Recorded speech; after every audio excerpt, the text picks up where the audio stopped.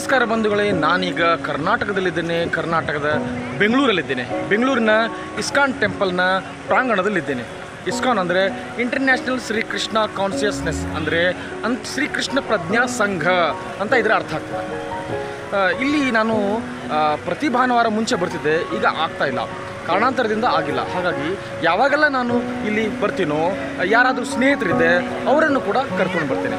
ಯಾಕೆಪ್ಪ ಅಂತಂದರೆ ಪ್ರತಿ ಭಾನುವಾರ ಇಲ್ಲಿ ಶ್ರೀಮದ್ ಭಾಗವತ ಪ್ರವಚನ ಆಗ್ತದೆ.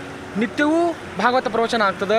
ಅದು ಇಂಗ್ಲೀಷಲ್ಲಿರುತ್ತದೆ ಮತ್ತು ಇಲ್ಲಿಯ ದೇವಸ್ಥಾನದಲ್ಲಿರ್ತಕ್ಕಂಥ ಸನ್ಯಾಸಿಗಳಾಗ್ಬೋದು ಮತ್ತು ಇಲ್ಲಿಯ ಜನಗಳಿಗೆ ಅದು ಇರುತ್ತೆ.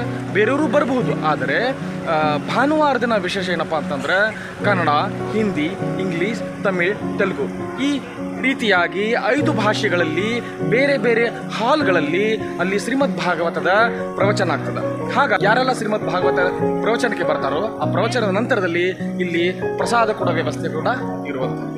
ಹಾಗಾಗಿ ಶ್ರೀಮದ್ ಭಾಗವತ ಏನಾದರೂ ಜೀವನದಲ್ಲಿ ನಾವು ಏನನ್ನಾದರೂ ಅರ್ಥ ಮಾಡ್ಕೋಬೇಕಂದ್ರೆ, ಏನನ್ನಾದರೂ ತಿಳಿದುಕೊಳ್ಬೇಕಂದ್ರೆ, ಜೀವನದ ಏನಾದರೂ ಲಕ್ಷ್ಯ ಉದ್ದೇಶ ಇದೆ ಅಂದರೆ ಶ್ರೀಮದ್ ಭಗವದ್ಗೀತಾ ಮತ್ತು ಶ್ರೀಮದ್ ಭಾಗವತ ಮತ್ತು ಅನೇಕ ಪುರಾಣಗಳನ್ನು ತಿಳ್ಕೊಳ್ಳೋದು ಜೀವನದ ಮೂಲ ಉದ್ದೇಶ ಆಗಿದೆ.